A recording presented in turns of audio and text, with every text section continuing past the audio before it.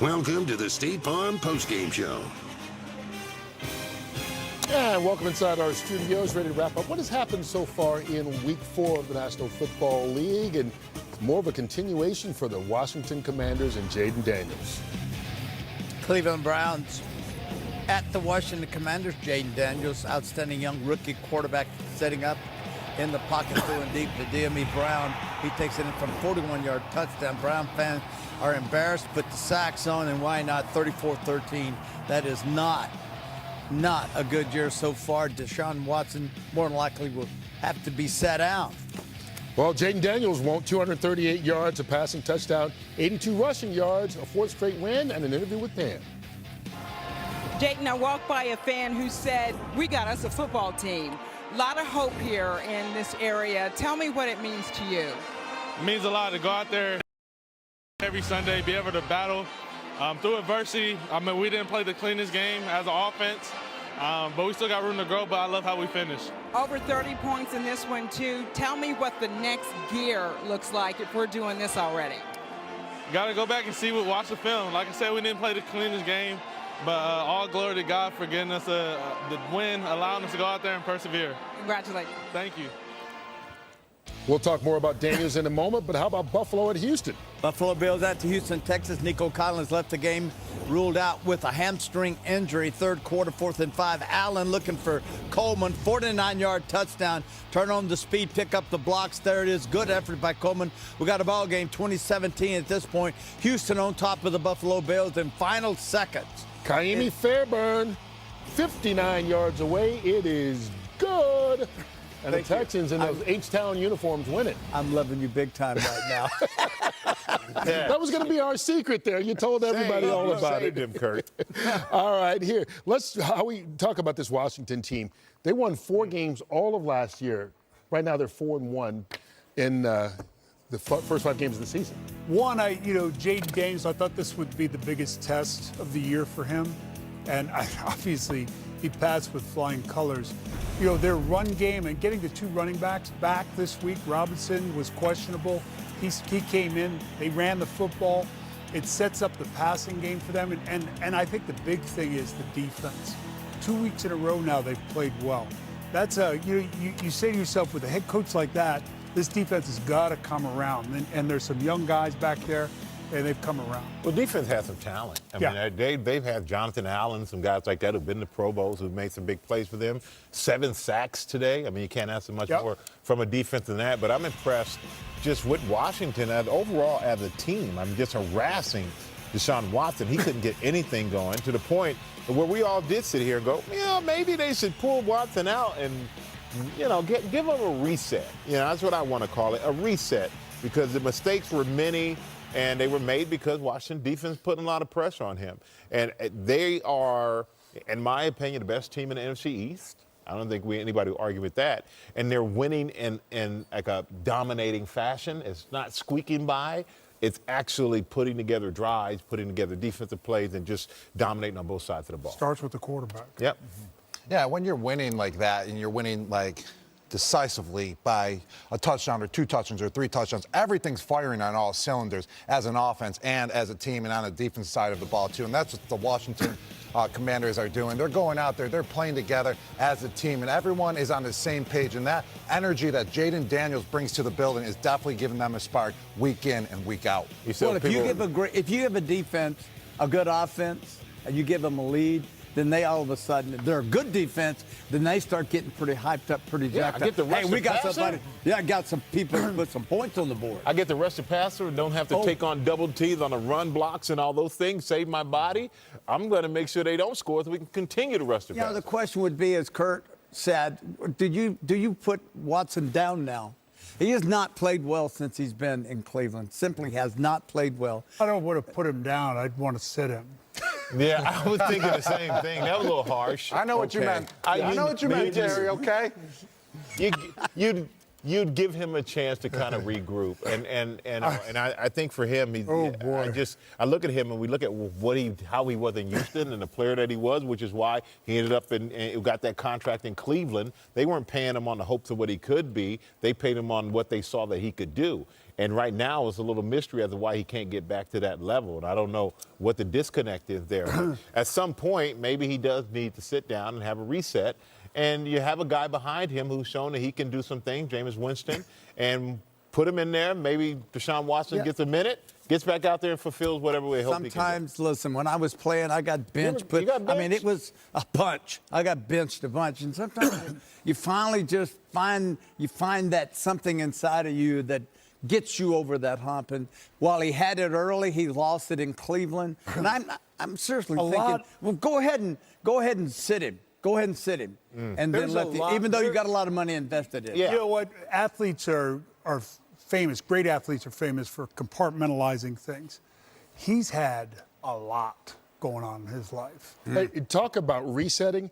This Washington franchise, new ownership, new general manager, new head coach, new quarterback. This feels like a totally different organization than we've seen in Washington over the last decade. There's an excitement in that area that hasn't been there for a long time. And, you know, almost the RFK days. Yeah, and Michael's played there a bunch. I love that place. We played up there a lot and played them in the Super Bowl, played them at that old stadium, which I loved. That old stadium coming out of the dugout like a baseball player. That just reverberate. And those fans were the best. You willed your tickets down to, you know, the next generation.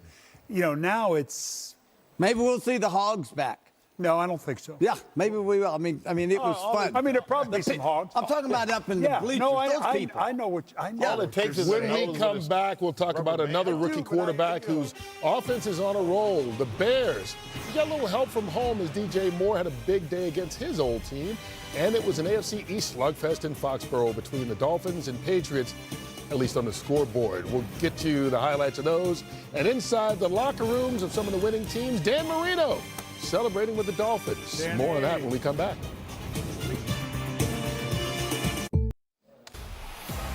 Well, tonight on FS1, Manny Machado and the Padres try to even up the series against Shohei Ohtani and the Dodgers. It's Game 2 of the National League Division Series, and it's only on FS1. All right, more highlights coming your way here in Week 5 of the NFL. Look at this. Caleb Williams and the Bears getting it going. NFL's #1 pick this year, starting for the Bears, looking back, finding DJ Moore. There it is, a beautiful thrown ball, man-to-man coverage. The corner couldn't stay inside. He was trailing all the way, Moore with a 30-yard touchdown. Second touchdown of the day. Bears going to win this football game 36-10 over the Carolina Panthers. All right, Caleb Williams, 20 of 29, 300 yards passing for the second time in the last 3 weeks. And afterwards, he spoke with Megan O'Leary. Caleb, congratulations on an epic performance, over 300 yards, 2 touchdowns.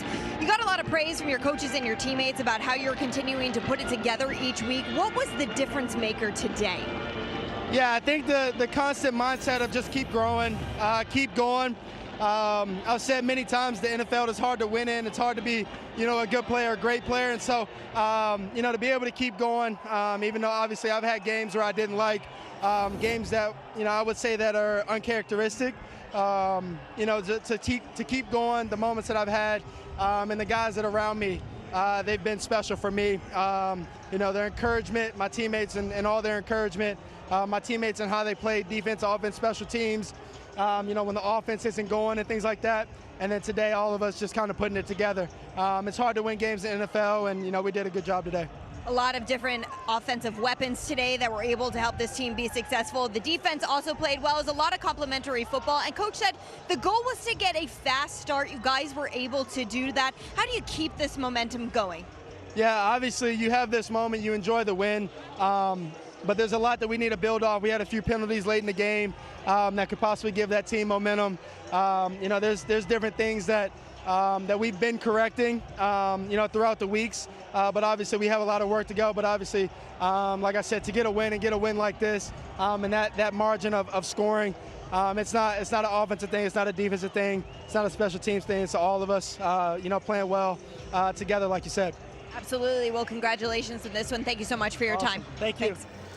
And maybe it's starting to come together for the Bears. We mentioned that Williams has thrown for over 300 yards in 2 of the last 3 games. They have 400 yards of total offense and 3 takeaways by this defense. Bears now 3-2 on the season. They're 3-0 at home at Soldier Field. Let's check in on the Dolphins and the Patriots. Dolphins on the road playing New England. Alex Ingo here in the fourth quarter with the score New England 10, Miami 9. Straight up the fullback slashes in right between the guard and right guard and the center, 3-yarder, touchdown. Dolphins do go for the 2-pointer. They don't get it, but they hang on to win on the road 15-10 over the New England Patriots. Yeah, each team only scored 1 touchdown, so it wasn't a pretty game. But in the end, Tyler Huntley gets his first victory as the Dolphin quarterback and spoke with Christina Pink after. Tyler, quite the finish here for you guys in the closing minutes. What are you thinking as you watch your defense try to get you a stop? Man, I just wanted to see how they were going to get the stop. I was thinking it was going to be a turnover, but, we'll settle for, the time running out in the end. But, yeah, I just knew they were going to get a stop at the end. Against all odds, you've only been with this team a few weeks, learning the offense and getting a victory here on the road. How are you able to get it done? Man, it starts by a team, just them guys showing up every day to work.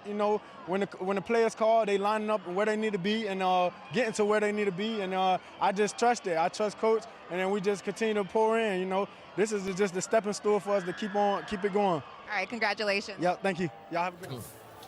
All right, the Dolphins find a way to win. They do it, taking care of business, 15-10 the final. Let's check in on Indianapolis at Jacksonville. Joe Flacco, can this guy just keep playing well? He is amazing. Snaps it off, play action right at fullback underneath, then throw a beautiful ball wide open, you might add, is Alex Pierce. And then the speed by Alex Pierce down the sideline. 65-yard touchdown. We got a tie ball game at 34 all. 21 seconds left. Cam Little's 49-yard field goal is good. And Jacksonville, Trevor Lawrence, they get their first victory on the year, 37-34, Jacksonville over Indianapolis. Earlier this morning, Aaron Rodgers and the Jets playing the Minnesota Vikings. Rodgers picked by Andrew Van Ginkel. He takes it back 63 yards for the touchdown. Great blocking downfield to help him get in.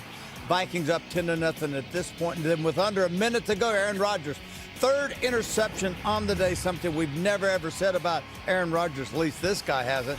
Picked by Stephon Gilmore. 23-17, though, Minnesota on top of the Jets. All right, Baltimore and Cincinnati just wrapped up. Jackson mishandles the snap, recovers. Isaiah Likely gets a 6-yard touchdown. That made it 38-35. Baltimore down 10 points late, came back and tied it. So we go to overtime, tied at 38. This is Jackson. Wow. To Isaiah Likely. That's the touchdown that made it 38-35. Here we go. In overtime, Derrick Henry. What a pickup he has been.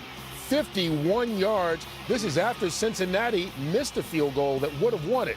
So it set up Baltimore to win the game. Justin Tucker, been a little shaky this year for him. Not here. 24-yarder. Baltimore gets the win, 41-38. They come back and knock off the Bengals in Cincinnati, dropping Cincinnati to 1-4 on the season. All right, our moment of the day brought to you by State Farm. Caleb Williams, the #1 overall pick, getting it going for the Bears. 304 yards passing and 2 touchdowns. Bringing you our State Farm moment of the day. And Michael, let's talk a little bit about Caleb Williams and the Bears right now. As we said, each week they've gotten a little bit better. Today it seems like they put it together on both sides of the ball. Yeah, I mean, you hope they're getting it a little bit better. And I know Howie's going to talk about DJ Moore in a bit, getting a little revenge on his former team that traded him away. But I mean, when you get a first-round pick, you put him in these situations. The reason he's the first overall pick, because the team stunk the year before he got there. So you need this guy to come in. You hope he plays well. A lot of times you try not to put him into the fire too early, but I think in Chicago they had no choice. And so far, Caleb Williams has, I guess, in my opinion, exceeded expectations in some ways. And I know there have been some games where it's been rough, but now going against the Carolina team obviously has had their struggles. Sometimes you just need one game to get a little bit more confidence and you build on that. Those player-only meetings and player coaches meetings, rarely does anything come out of that. But a couple of weeks ago, they had one of those meetings with the offensive coordinator, and they talked about the run game, commitment to the run game, and the benefits of it. And DJ Moore certainly had been kind of invisible after having a great year last year. You think with this quarterback coming in, they're going to be even better. Swift with the run game, to me, that sets everything up. It helps your quarterback out, helps your offensive lineup, sets your play action pass up, and opens things up in the secondary. And for DJ Moore to be over 100 yards versus, Michael said, his old team is a big moment for him, but obviously for the Bears. And Caleb Williams, Daniels has kind of stole the show here early on. And they're two different guys, and they look different. They get it done differently. And Caleb, you saw all over the place, kind of like Pat Mahomes. Yeah. It's kind of dunk, dink, runs back. Darty, yeah. Talk about a guy who can do everything. Obviously, we look at Caleb Williams here. You just see he's one of those guys that I think that people wanted after 2 games to go, he's a bust. It shows maybe be a little bit more patient with these quarterbacks. Please, they're so quick to judge these young kids. They can't wait to draft them, then they can't wait to tear them down and trade them and cut them and call them failures. This kid has withstood everything so far. He's had a couple of 300-yard games. They're starting to win. They're doing what they should have been doing all year, and that's run, run, run. This offensive line is built for running the football. Now they're doing it with Swift. Swift's not supposed to go inside the tackles. He's supposed to be going outside. And if you look at last week's game, almost 100 yards rushing, almost 80 yards in receiving. He's kind of like the guy they have down in New Orleans, Kamara down there. Yep. Yeah, they're doing a really good job now. 40-something rushes today, 30 passes. I mean, that's the kind of balance a young guy like Williams needs. And he does have great weapons. He does have really good weapons. Hey, Gronk, talk about that, being able to run the football. Baltimore, that's what they're known for. Today they had to do it in a different style. They had to come back. But when you got a guy like Lamar Jackson, I think anything's possible. Anything is possible. We got the best run game in the NFL. But, yes, Derrick Henry wasn't producing the way that he usually produces, but he came through in the end in that overtime and had that 50-plus yarder right there to set him up for the game-winning field goal. That's how many weapons they have. What about the tight ends as well? They used 3 tight ends today. I think all 3 tight ends possibly might have scored as well, and the third stringer as well came through. I don't even know his name. I just learned about it today as well. No, it's not Rich Russo, all right? They got Mark Andrews, Isaiah Likely, and then Rich Russo's cousin that's out there that's performing as well and scoring touchdowns and making big plays for them. So the Baltimore Ravens, they're very dangerous on the offensive side of the ball. They're going to be one of the top offenses in run games like they always are. Yeah, and they stumbled out of the gate, got off to that slow start, and people were ready to write them off. They seem back. Michael, look at the flip side. Cincinnati, 1-4. Are they done? I know. You know, they start slow traditionally, but now I think they're behind the 8 ball right now. I don't know if you can dig yourself out of this hole and make the playoffs. I don't think they've ever done it with a record like this before. But there's so much talent there. You're looking at Burrow. You're looking at Jamar Chase. I mean, gosh, this guy is amazing. And to have the lead that they had at home and let Baltimore come back and tie it up, and then you have a fumble. The holder messes up on the field goal attempt at the end of the game to win it. Little things like that, you just got to correct if you want to win. Great teams don't have those mistakes like that. And I think there's just a tale of one team that has a lot of talent, and they're figuring out a way to win in Baltimore, and a team with a lot of talent and figuring out a way to lose, and that's in Cincinnati. Michael, can you imagine you and Howie playing in the era of football that we're seeing now, where you can't rush the quarterback like you used to, because you don't know if he's going to read, keep it. And these guys just don't run it. They're fast, man. These quarterbacks can run. And Jackson, I can't imagine having to play against Lamar Jackson. In college and stuff, at HBCU, I know whatever, but, we had athletes. There was a lot of read options and things like that where you had to decipher. But when it comes to all these read options and all these things, it's not as if the guy is faking it and then you got to figure it out. Everybody is assigned somebody on that play. So it's not like the quarterback is faking it here and there's nobody to get the quarterback and one guy needs to decide between this and that. You have the responsibility. I have the dive guy. The next guy has the quarterback. The problem is when you get Lamar Jackson, guys think, oh, my goodness, I don't want to miss him. Let me slow down. Let me make sure. Don't make sure, just do your job. You can't have hesitation, and that's what you're seeing now with these fast quarterbacks, Kyler Murray, Lamar Jackson. Daniels. You got to just, Daniel. Yeah. Go. Hit these guys. Don't go up there and think, I'm going to miss. Got to take your shot. Let me tell you something. When I played at Villanova. Oh, boy. Wait, hold on. That stadium held 3,000 people. Architecturally, that homecoming? It was architecturally designed to sound like 40,000. And when we played the Blue Hens from Delaware. Yeah, who looks like Michigan. That's a rivalry that'll go down in history. Hey, you want to talk fast guys? Off to a fast start already. Arizona quarterback Kyler Murray playing the late game. We'll talk to you about that and show you a highlight that only he can produce. Plus, get inside some of those winning locker rooms. Hey, the party just beginning in D.C. There you go. Trying to make up. Football and baseball go together like pizza and wings. So get both from Pizza Hut's $7 Deal Lovers menu all Sunday long. Scan the QR code to order now. No one out-pizzas the Hut. All my favorites for just $7 each? That's crazy. Or am I crazy? Seeing sevens? It's a sign to order from Pizza Hut's $7 Deal Lovers menu. Well, this morning on the pregame show, we made America happy. We put Jake Laser in a dunk tank. He went down because the baseball guys were with us in studio. Big Papi, A-Rod, Derek Jeter, they're in the building because the playoffs are going on in baseball. You can catch the Mets and Phillies over on FS1 just as soon as we are done here with the State Farm postgame show. But right now, more highlights for you. And why don't we start off with Kyler Murray doing his thing in San Francisco. Over 100 degrees on the field at Levi's Stadium. Murray back, single back, ride, read, outside, hand in the air. There it is. You know what that means, Kurt? I'm gone. I'm going to the house. You're not going to catch me. Nice job by Murray, a 50-yard touchdown run. It's 7-3 now. Cardinals on top of the San Francisco 49ers. Howie's Raiders and Gardner Minshew, the quarterback. Back, open left, ring back, roll right. Nice. Gee, that's great coverage, but then what a wonderful job by the rookie out of Georgia, Brock Bowers. That's his first NFL touchdown. 57-yarder it was. Raiders 10, Denver Broncos 3. Early now in the first quarter. Green Bay at the Los Angeles Rams. Jordan Love throws it deep. Play action set up. Great pass protect. Slinging young man. Jaden D comes down with it for a 53-yard gain down to the 1-yard line. No score at this point. And then Josh Jacobs, the powerful running back. He will bounce it inside. Then he will bounce it outside for the touchdown.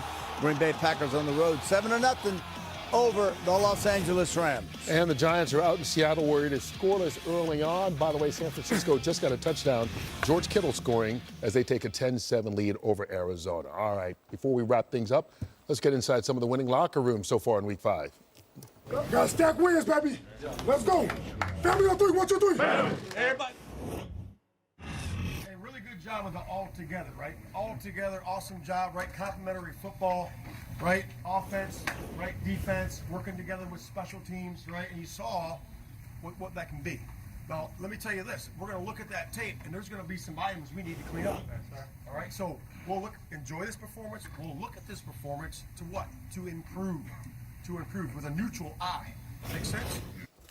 All right, as we wrap things up, let's get final thoughts so far. Let's start with you, Gronk. Yeah, I want to give a shout out to Jacoby Brissett. I mean, the guy's tough as nails. I mean, he's going to hit knocked to the ground every other time he drops back, and he's just staying in that pocket. He's taking all the lickings on the field, off the field as well. So shout out to him for staying in there and just doing everything that he does. And let me tell you, that was a touchdown at the end of the game when he threw that to Polk. He got his 2 toes in. I don't understand that ruling there. But you want to go talk to Mike Pereira? I do, actually. And my cough was legit, by the way. It wasn't. I respect Jacoby Brissett and what he's doing out there, and not because everybody thought I was joking, but no, I mean, he just hangs in there. Washington, surprise, amazing. Daniels, what he's doing, how the team has rallied around, and him, and just see the new hope there. And as you said, it's a new everything, Kurt. A new ownership, new coaches, new management. Dan Quinn coming there from Dallas has the defense playing top-notch right now. And then on top of it, that offense is firing on all cylinders. It's fun to watch. I love fun football, and they're giving it to us right now. Yeah, I think those 2 young quarterbacks, it's a quarterback-heavy draft, a lot of anticipation about both of these guys. And Caleb Williams, the numbers weren't great early on, but the one thing he did was he stayed kind of with the message, never says the wrong thing. It's a team thing. We're going to figure it out. That's hard to do when you're not having success. And I think for him, I'm happy for him that he's finally kind of pushing through now the last 2 weeks. And I'm going to go to not necessarily a player, but to a football team, and that's the Vikings. On the road in London, taking their record to 5-0. 5-0. Who saw that coming, huh? That's pretty, who did. And not their best. Darnold can play better, but today was just enough, and they did a great job on the road, shutting down the Jets. Interception on Rodgers, 3 of them, by the way. But 5-0, Pretty impressive. Last undefeated team to go in the NFC. One team that's not undefeated, but they are since week 1. Washington lost their first game. They won 4 straight, and Jaden Daniels a big part of it. Let's get inside their winning locker room afterwards. Let's get one game ball out for sure right now, because first time 2 sacks since a guy named Kerrigan did it back-to-back. So Frankie, move out!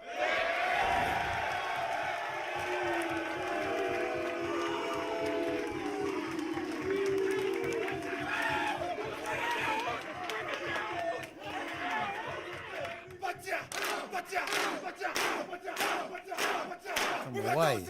Oh. Ooh. Make you want to get fired you up, huh? No. Did you do that in the Pittsburgh locker room back in the day? No, yeah.